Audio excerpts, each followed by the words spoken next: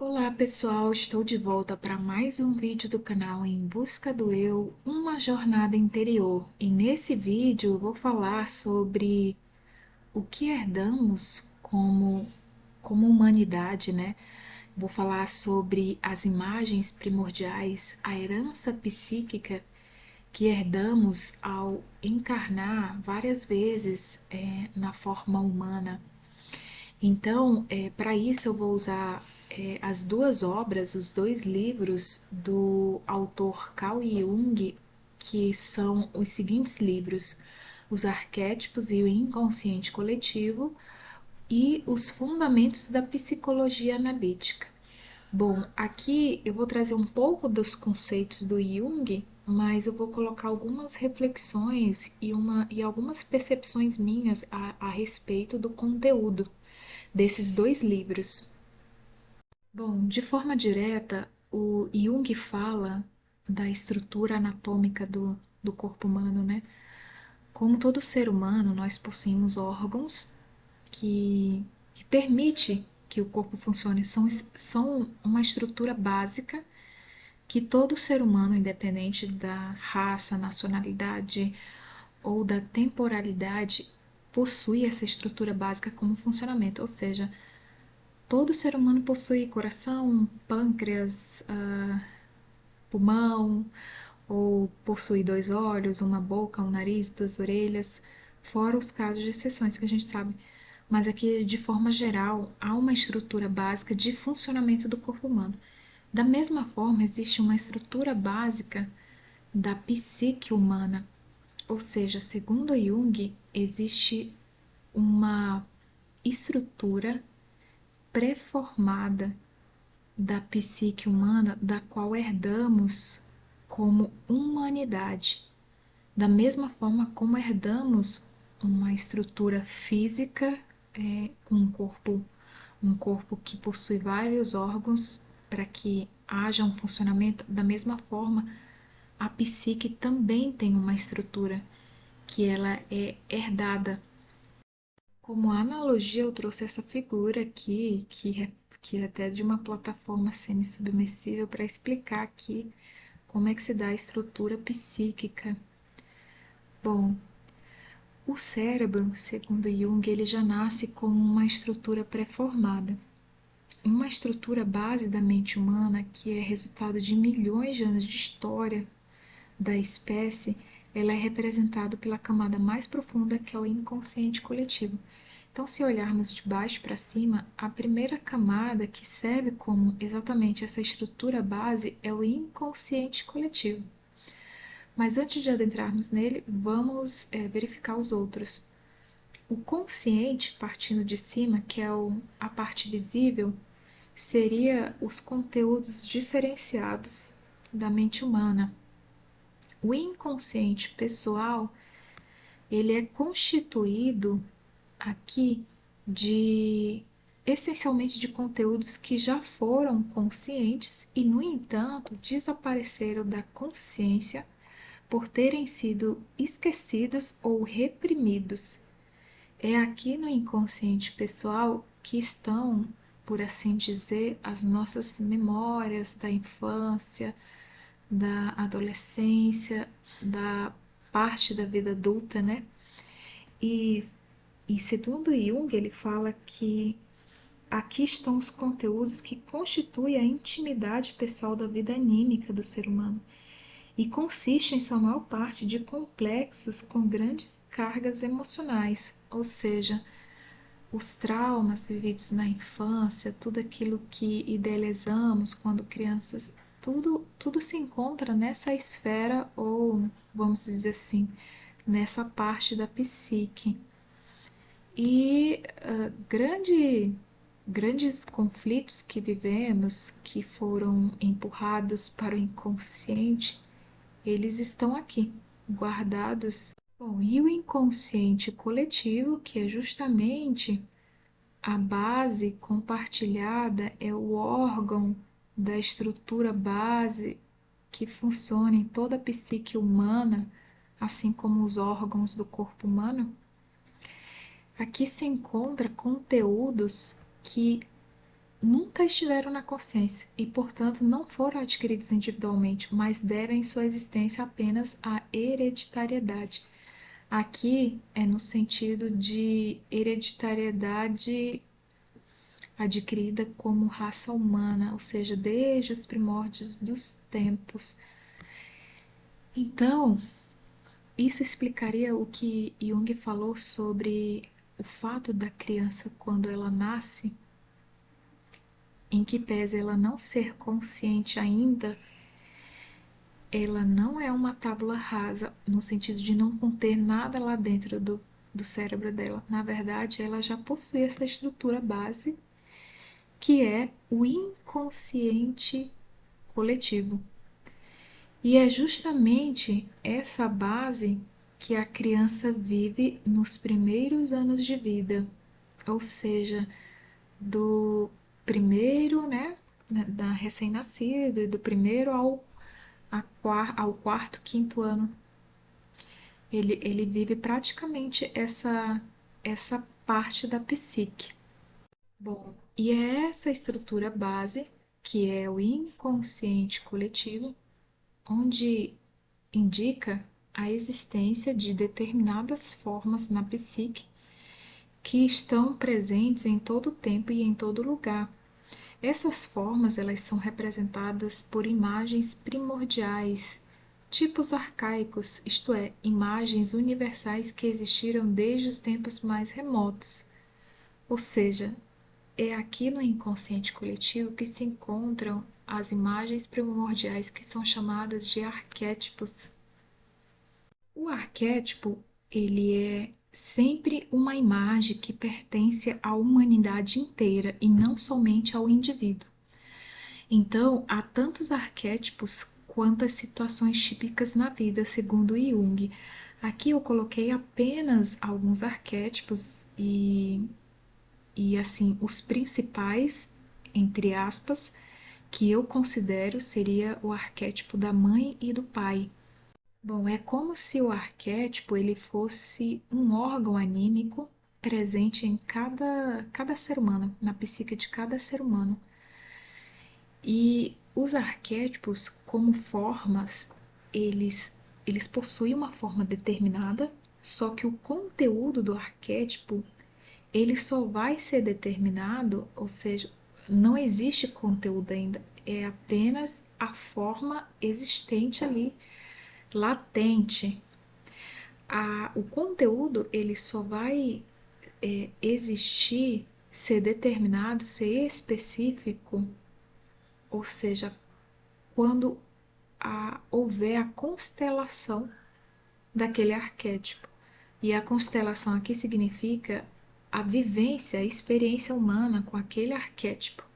Aí sim, o conteúdo ele é revelado, como veremos depois em relação, por exemplo, ao arquétipo da energia primordial, né, que é a imagem primordial da mãe. Vamos ver que existem várias matizes em relação ao conteúdo, mas a forma ela já está definida. Os arquétipos, eles se aproximam muito do conceito de instintos. Inclusive, o próprio Jung, ele trouxe no livro a seguinte parte que diz o seguinte: os instintos são, entretanto, fatores impessoais, universalmente difundidos e hereditários de caráter mobilizador, que muitas vezes se encontram tão afastados do limiar da consciência que a moderna psicoterapia se vê diante da tarefa de ajudar o paciente a tomar consciência dos mesmos. Além disso, os instintos não são vagos e indeterminados por sua natureza, mas sim forças motrizes especificamente formadas que perseguem suas metas inerentes antes de toda conscientização, independendo do grau de consciência. Por isso, eles são analogias rigorosas dos arquétipos, tão rigorosas que há boas razões para supormos que os arquétipos são imagens inconscientes dos próprios instintos. Em outras palavras, representam um modelo básico do comportamento instintivo. Bom, segundo Jung, então isso explicaria o fato de nossas percepções, nossas ações, fantasias, pensamentos serem influenciados pelos arquétipos, assim como são influenciados pelos instintos, porque os arquétipos eles são elementos formais inatos e universalmente presentes em toda a psique humana. Mais principalmente, os arquétipos eles ficam ali nessa estrutura base da psique em, como formas, né, como já foi falado, só que essas formas elas são sem conteúdo, representando ali a mera possibilidade de um determinado tipo de percepção em ação. Quando algo ocorre na vida do ser humano que corresponde a um arquétipo, aí sim o arquétipo ele é ativado e surge uma compulsão que se impõe a modo de uma reação instintiva contra toda razão e vontade, ou produz um conflito de dimensões eventualmente patológicas, isto é, uma neurose. Isso explicaria aqueles acontecimentos em que a gente ouve falar assim: o que aconteceu com fulano? Ele estava fora de si, parecia outra pessoa. Ou o que aconteceu com você? Você não é assim. É como é aí que podemos ver de forma mais clara a atuação dos instintos e dos arquétipos. É como se ele encobrisse totalmente a razão e a vontade daquele ser humano. E ele passa a agir conforme a figura, a imagem primordial, ela foi vivida em grande parte pela humanidade, ou seja, totalmente inconsciente, até que o ser humano ele se dê conta do verdadeiro significado do arquétipo, ou seja, do que ele representa em seu nível mais elevado de consciência. Bom, por um lado, como já foi falado, o arquétipo ele representa essencialmente um conteúdo inconsciente, o qual se modifica através de sua conscientização e percepção, assumindo matizes que variam de acordo com a consciência individual na qual se manifesta. Bom, essas matizes a gente vai ver aqui ao longo do vídeo, que esses conteúdos inconscientes, eles variam, né, de acordo com a consciência individual na qual se manifesta. Mas de um outro lado que eu quero trazer aqui é que os arquétipos ao longo das gerações, eles sofrem modificações. É o exemplo dos ensinamentos secretos de algumas tradições em que o arquétipo ele agora aparece sobre uma forma que revela seguramente a influência da elaboração consciente, a qual julga e avalia. Aí eu vi um exemplo que eu acho que cabe aqui, é o exemplo do arquétipo da hermafrodita, que é uma imagem primordial desde os primórdios dos tempos que tentava representar essa confusão que é o consciente e o inconsciente. Ou seja, as energias ou os pares de opostos tão entrelaçados que um se confunde no outro, não há uma diferenciação. E a energia, ela é vivida de forma inferior, né? No seu aspecto mais inferior de confusão mesmo da mente humana aqui, na experiência humana vivendo aqui. Agora, esse mesmo arquétipo, ele sofre uma alteração quando os alquimistas, por exemplo, tratam das duas energias opostas, agora não mais entrelaçadas e confusas entre si, mas sim no seu sentido elevado de consciência, que é o andrógeno. É o mesmo hermafrodita, só que agora em seu sentido elevado. O andrógeno ele é a união dos opostos no sentido do resgate, né?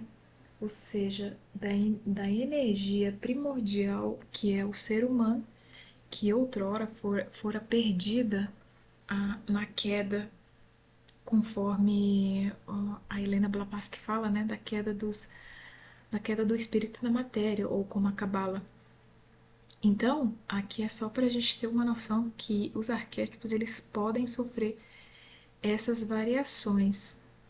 Bom, fora esse caso de elevação do arquétipo a um nível superior de consciência, agora tratando do arquétipo no seu nível inferior, de forma inconsciente, o Jung ele fala sobre o fenômeno da projeção. Os arquétipos eles são vividos da mesma forma como os instintos em formas de projeções. Então ele fala o seguinte: sabemos pela experiência médica que a projeção ela é um processo inconsciente automático através do qual um conteúdo inconsciente para o sujeito é transferido para um objeto, e aqui objeto considera-se uma pessoa, situações, tudo que existe fora do ser humano, né?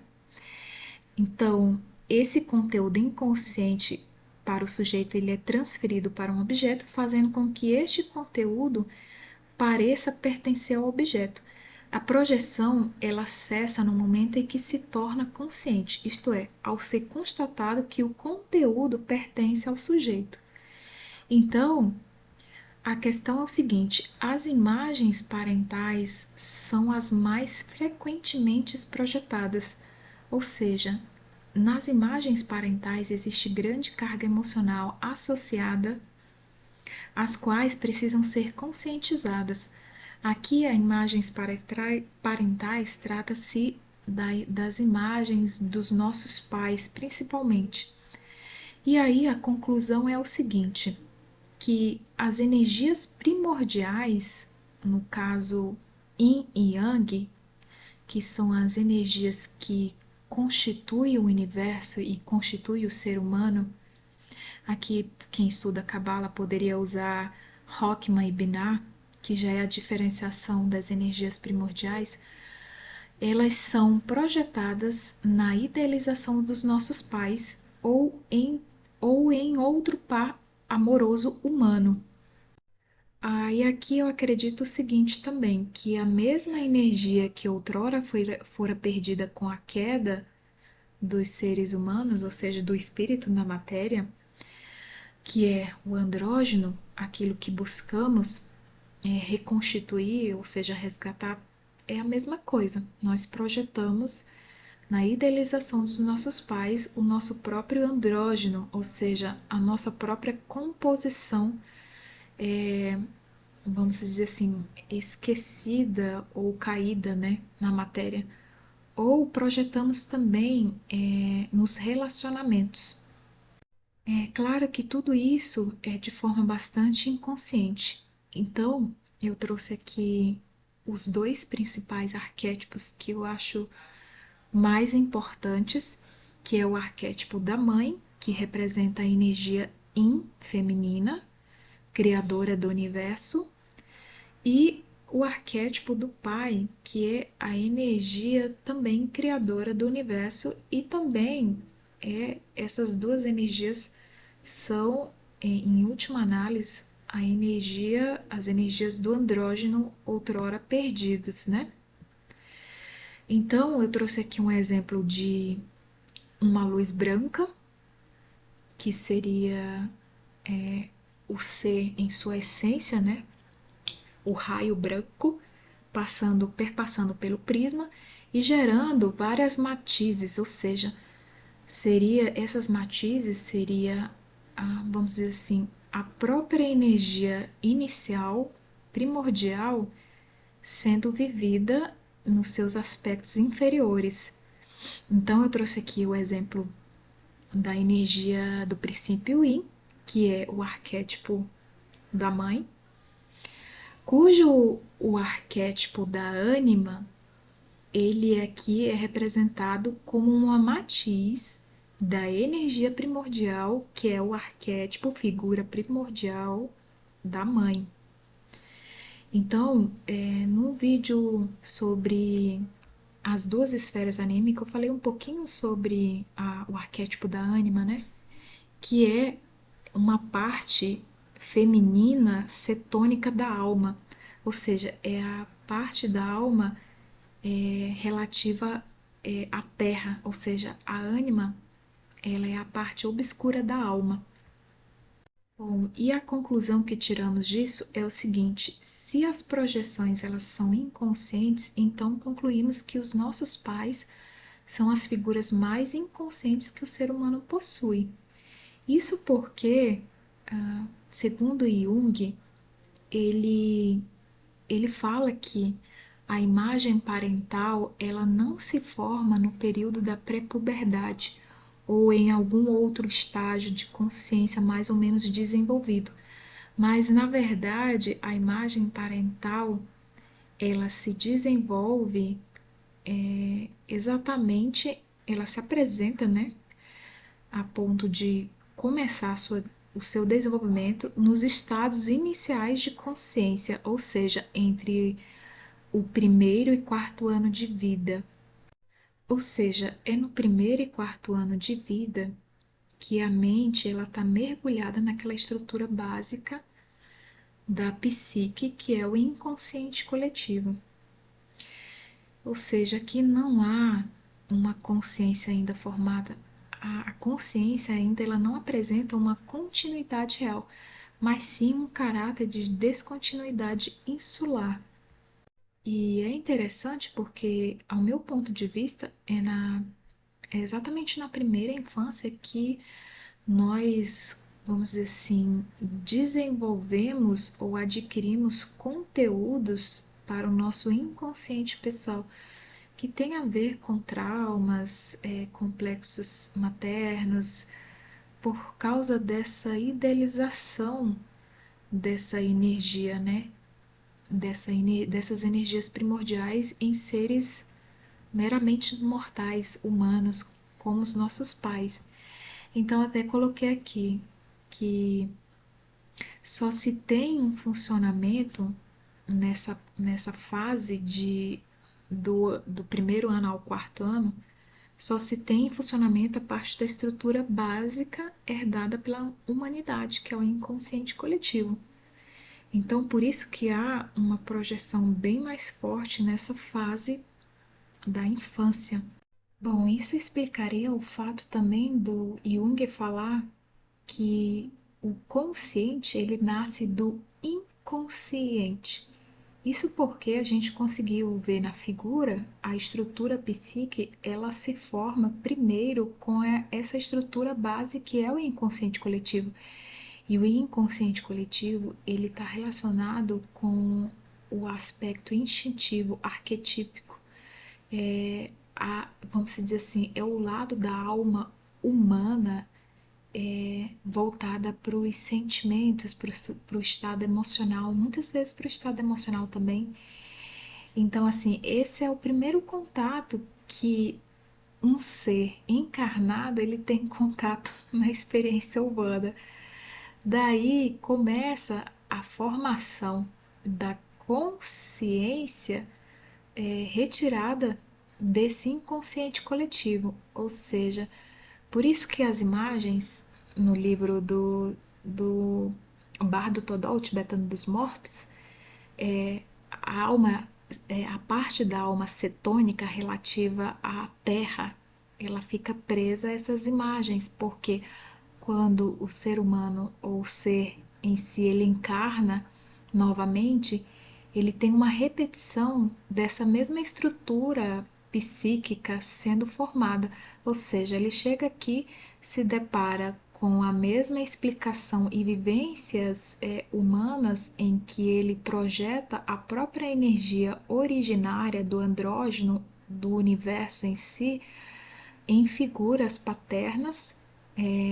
Com isso, ele projeta toda essa energia para fora e essa energia, ela, em vez de ela ser reunida novamente, ela continua separada, que é exatamente o par dos opostos, yin e yang, consciente e inconsciente, e ele passa a viver esse ciclo até que a consciência dele seja forçada a conhecer-se a si mesmo por trás de todas essas imagens primordiais, ou seja, o que há por trás desses arquétipos, qual é o verdadeiro significado deles. E aí o ser humano ele começa, aí sim, ele começa o retorno da evolução, né? E aí eu coloquei aqui como exemplo o arquétipo da ânima, que é esse lado instintivo, cetônico da alma presa à terra, às experiências humanas, por não compreender o que está acontecendo, né? E, e aí eu coloquei essa parte aqui do livro que eu achei interessante, né? A figura da ânima que conferia à mãe, na ótica do filho, um brilho sobrenatural, é desfeita gradualmente pela banalidade cotidiana, o que é normal, né? Porque são seres humanos, ou seja, nós seres humanos possuímos falhas.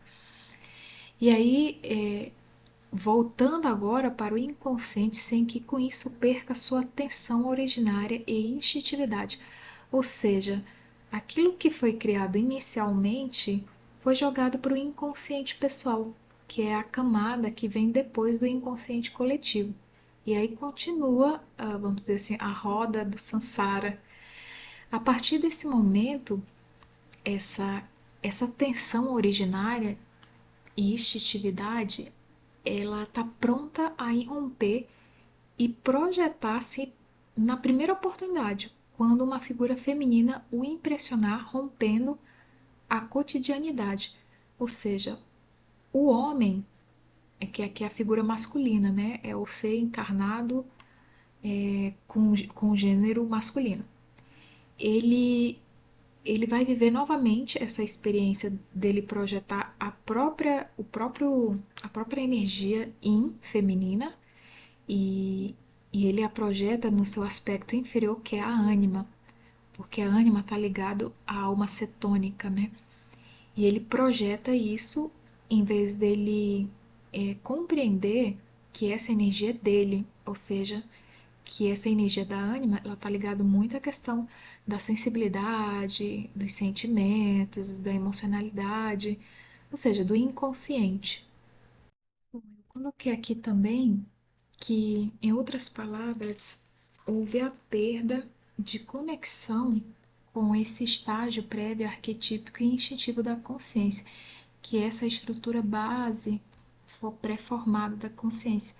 Aqui, a perda dessa conexão faz com que essas esferas anímicas elas ficam separadas. E aí é como se o inconsciente ele ficasse ali atuando, desejando ser reintegrado, né? Desejando ser ter a sua função compreendida, que é a função da alma, em parte, né? E como Jung falou no livro, eu não lembro qual, ele fala assim, que é a alma, a ânima, ela é a alma cetônica, é a alma desejosa do abraço do Uno, né? Ou seja, de voltar ao que era antes, quando as duas energias não estavam separadas, o Yin e o Yang, né? Desde o início dos tempos. E aí, por que que as figuras parentais elas são as mais frequentemente projetadas? Porque, segundo Jung, desde os primórdios dos tempos também, da humanidade, como humanidade, o ser humano ele tenta explicar a origem de tudo, né? A origem da vida, a origem de si mesmo. E aí ele sempre criava essas projeções na tentativa de explicar o mundo, de explicar a si mesmo, de ter consciência de si mesmo. Então ele sempre projetava em imagens, e essas imagens são carregadas de ideias teístas, né? Ou seja, ideias de divindades criadoras do universo e do mundo, e, e também projetadas em imagens religiosas, né? Como a gente percebe em várias tradições, no cristianismo, no hinduísmo.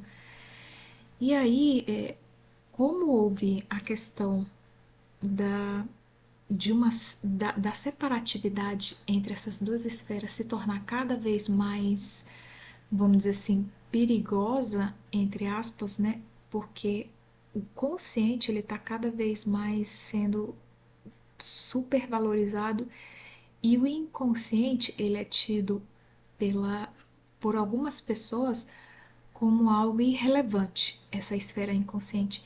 E aí acaba que o inconsciente ele age de modo sombrio, porque em vez dele ser recuperado, integrado na sua forma luz, que é trazendo para o consciente, cada vez mais está sendo empurrado para baixo, para o fundo do oceano, essa esfera. E aí, muitos que fazem, que estudam, né, como por exemplo o próprio autor Freud, ele possui uma inibição do pensar religioso, ou seja, é uma recusa, né, da parte consciente em aceitar, entre aspas, essa esfera inconsciente, apesar que o próprio Jung falou que Freud ele deu um passo muito grande, né, sobre a questão do inconsciente, mas a sua teoria do incesto, que é tão enfatizada, ela se baseia num arquétipo, ou seja, o motivo do incesto, bem conhecido, é frequentemente encontrado no mito do herói. Ele deriva, logicamente, de um tipo hermafrodita originário, o qual remonta aos tempos mais remotos e primitivos. Ou seja, a inibição do pensar religioso de Freud fez com que ele se detesse em, em uma figura arquetípica arcaica, sendo que esse próprio arquétipo ele já até sofreu uma alteração durante as gerações, né, século XV ou XVI, não lembro bem, onde a alquimia passou também a fazer projeções e esse arquétipo ele sofreu essa variação, ou seja, ele subiu um degrau de consciência. E aí ele explica essa questão, né, da teoria do incesto é exatamente derivada de uma imagem arquetípica primordial, onde Alice já se tentava explicar a união dos opostos, só que como é uma das primeiras imagens tentando explicar as duas energias, o casal de opostos primordiais, ali já foi explicado de forma que naquela época as energias elas estavam bastante confusas, ou seja, não tinha ainda esse grau de consciência, mesmo que seja pouco, em que os opostos eles precisam ser diferenciados e novamente unidos, né? Ou seja, o casamento, o hierogamos, ou seja, a separatio e depois a connectio, né? A conjunção. Então, assim, é só uma forma também da gente relembrar algumas coisas. Inclusive, pessoal, eu não sei se eu comentei em relação ao Bardo Todol, pegando aquela pirâmide e usando ela de trás para frente, como o Jung ele explicou no prefácio onde ele escreveu sobre o livro, né? Se a gente usar aquela pirâmide de trás para frente, a gente obtém uma iniciação do que seria a tentativa do ser humano aqui na Terra tentando alcançar esse estado psíquico que é a iluminação, ou seja, o Cid Bardo, que é o último estágio lá do Bardo Todol, quando o morto ele já procura a porta de um ventre para nascer, para reencarnar. Não sei se eu comentei, mas ali ele já tem visões de casais tendo relações. E aí ele já tem essa possibilidade de ver esses acontecimentos aqui na Terra. E aí o Jung fala que o Freud ele se deteve exatamente nessa primeira base, ou seja, ele não conseguiu ir mais além do que acontece, vamos dizer assim, o que acontece em relação aos arquétipos, o que há por trás dessa atração, dessas projeções arquetípicas. Então, assim, aí ele fala que, continuando subir naquela pirâmide, a gente encontra o Shuni de Bardo, que é o estágio em que lá no pós-morte, o morto ele tem as visões kármicas das divindades pacíficas e iradas. Esse estágio lá, trazendo ele para cá, ele seria o estágio exatamente dos arquétipos, ou seja, das figuras arquetípicas que o ser humano vive aqui. Então, O grau de apego dessas ilusões kármicas, então começa tudo aqui, em vida, né?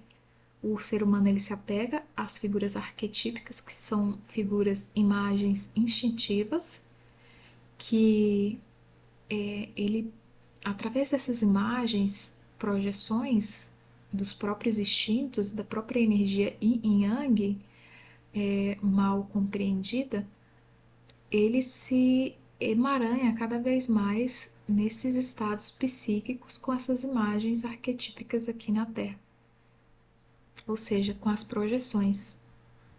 Bom, e aí em relação à ânima, que é esse aspecto da alma, que agora ele é sombrio por falta de compreensão, esse aspecto leva o ser humano cada vez mais a se apegar, né, às figuras inconscientes dos arquétipos, do inconsciente coletivo. E aí, a ânima, ela tem uma diferenciação entre o que Jung chamou de ânima no, no homem, né, que é o gênero masculino, ou seja, a parte da alma sombria no homem é chamado de ânima. Já na mulher, ele colocou de ânimos, porque segundo a explicação, se eu não me engano, é que como a mulher ela já vem com a energia feminina fisicamente, para ela essa energia ela é, vamos dizer assim, até mais acessível do que a do homem. Mas aí é o seguinte, a mulher, a parte inferior da alma dela se revela então como um aspecto crítico, masculino. Tipo assim, é como se fosse aquelas mulheres masculinas, é que eu falo não de gênero, eu falo de energia. Quando a mulher ela perde totalmente a instintividade dela ou parte dessa instintividade feminina, mesmo ela sendo do gênero feminino, ou seja, tendo a energia ali mais acessível para ela, mais próximo dela, ela não consegue desenvolver essa energia feminina nela. E aí ela desenvolve o oposto, só que no seu lado sombrio. Já o homem desenvolve a ânima, ou seja, o aspecto inferior da alma é representado na forma de uma, se for personificar essa figura, seria uma figura feminina, e no caso da mulher seria uma figura masculina. Agora, tanto a ânima e o ânimo, se a gente levar o conceito de forma geral para ambos, como seres humanos que somos, a ânima ela causa isso aqui, ó. Depois da metade da vida, no entanto, a perda permanente da ânima, ou seja, a perda do contato com o nosso próprio inconsciente, com a nossa base que serviu de uma consciência pré-formada, ou seja, o inconsciente coletivo, que agora a gente só vive de forma indiretamente através de projeções arquetípicas.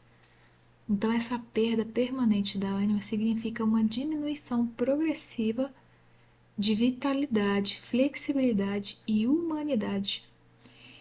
Em regra geral, disso vai resultar uma rigidez prematura, quando não uma esclerose, estereotipia, unilateralidade fanática, obstinação, pedantismo ou seu contrário, resignação, cansaço, desleixo, irresponsabilidade e, finalmente, o Raymond infantil.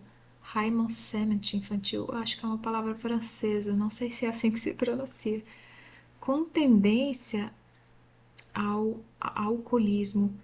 Depois da metade da vida, deveria restabelecer-se na medida do possível a conexão com a esfera da vivência arquetípica.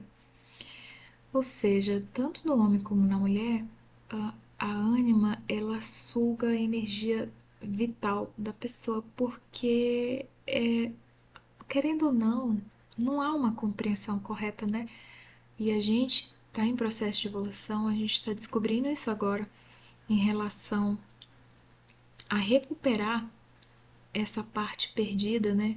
Essa parte que querendo ou não, a nossa vivência, a nossa cultura, é, tipo, valorizou muito a questão do intelecto, do consciente, e o inconsciente foi deixado de lado.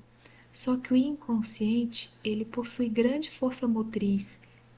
É essa força motriz que age através das sombras, né? Uma tentativa de ser conscientizada, ou seja, ela quer vir para a consciência, ou seja, esses aspectos eles precisam ser compreendidos e integrados, né? Aí ocorre a questão da diferenciação dos opostos. Quando os opostos são diferenciados, são separados e depois são reunidos novamente, para que haja um equilíbrio entre consciente e inconsciente. Então, ambos têm que andar juntos. E aí, outra consequência que acontece em relação a essa projeção da ânima, que é essa parte obscura da alma, ela causa isso aqui no ser humano, no caso aqui do homem, né? A ânima é um fator da maior importância na psicologia do homem, sempre que são mobilizadas suas emoções e afetos. Ela intensifica, exagera, falseia, mitologia todas as relações emocionais com a profissão e pessoas de ambos os sexos. As teias da fantasia a ela subjacentes são obra sua. Quando a ânima ela é constelada mais intensamente, ela abranda o caráter do homem, tornando-o excessivamente sensível, irritável, de humor instável, ciumento, vaidoso e desajustado. Ele vive num estado de mal-estar consigo mesmo e o irradia a toda volta. Às vezes, a relação do homem com uma mulher que capturou a sua ânima revela a existência da síndrome. Bom, em relação à mulher, ou seja, quando é a filha que perde o contato com a conexão com a esfera arquetípica instintiva relacionada com a energia Yin, ela pode acontecer com ela o que na verdade eu acho que acontece na maioria das vezes é um desses complexos maternos aqui que Jung trata no livro. Só que nesse vídeo eu não vou conseguir trazer porque senão vai ficar muito extenso, mas eu acredito que eu vou conseguir talvez trazer em outra ocasião um vídeo falando sobre os complexos maternos. E aqui são três, né? A hipertrofia do aspecto maternal, que é quando, assim, só dando uma explanada assim por cima, seria a questão da mulher se tornar muito, vamos dizer assim, ela desenvolver um aspecto dos instintos maternais excessivos, por assim dizer.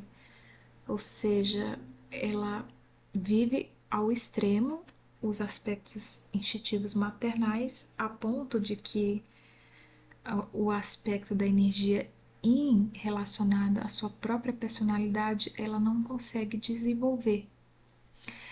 Já o complexo materno, que é a exacerbação do Eros, seria a questão do exemplo que eu dei daquelas mulheres que desenvolvem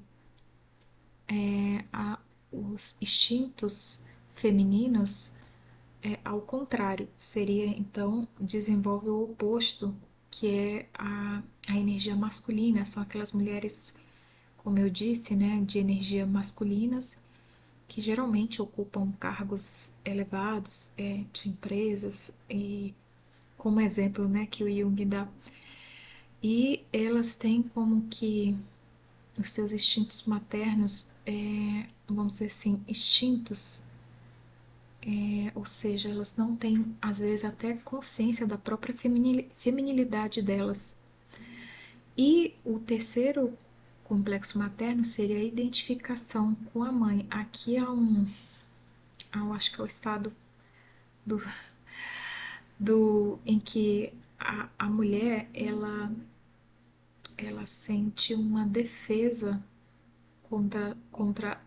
ela cria uma defesa contra a supremacia do poder materno.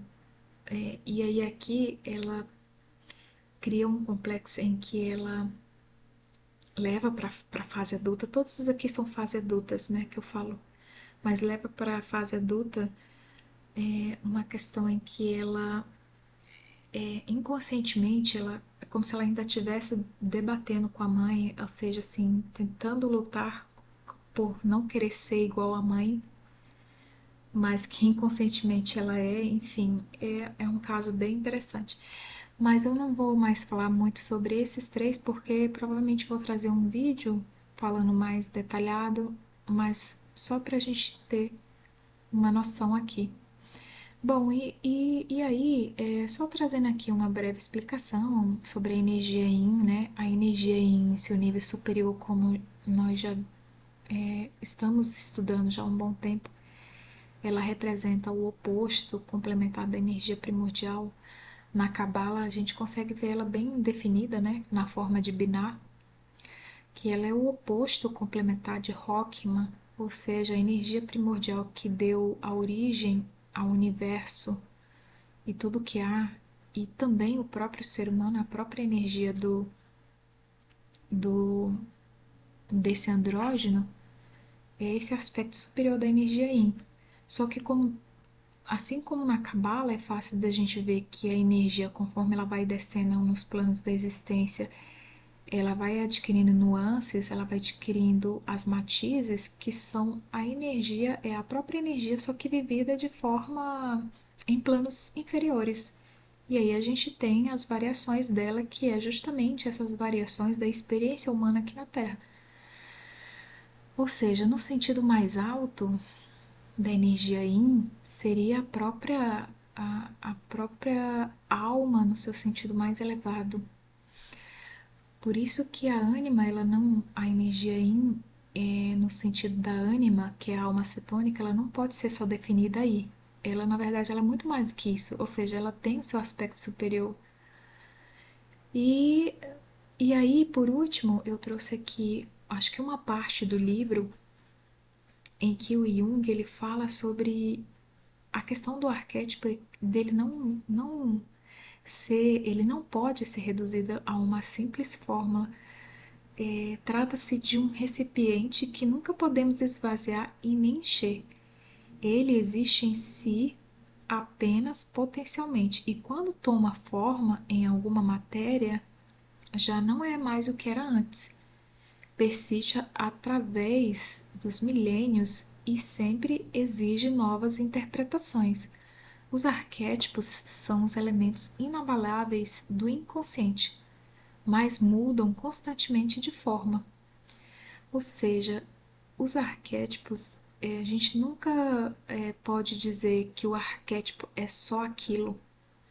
Por isso que o arquétipo da mãe, ela é muito mais do que a mãe, do que a nossa mãe física, a representação da nossa mãe física, ou do que nós somos como mulheres. Ela representa muito mais o arquétipo. Então, assim, o arquétipo ele jamais pode ser algo fadado, delimitado. Ele sempre, tanto é que foi o que aconteceu com Freud, né? Ele se perdeu num arquétipo. Mas isso é só como exemplo. Nós todos estamos sujeitos a, a, a nos delimitarmos a um arquétipo. E aí não conseguimos evoluir porque ficamos presos, né? Tanto no seu significado como na sua experiência também. Então é isso, pessoal. Esse foi um vídeo falando sobre esses assuntos do arquétipos, imagens primordiais, inconsciente coletivo, que eu achei bastante interessante. E claro que esse assunto ele não se esgota aqui, além de ser extenso, ele é profundo e aqui é só acho que só uma pincelada do que é esse conteúdo tão maravilhoso de explicação que nos faz compreender o que há por trás de tudo isso. Bom, é isso. Se você gostou do vídeo, deixa o seu like. Se você não é inscrito, se inscreva e nos vemos nos próximos vídeos. Até mais. Tchau, tchau.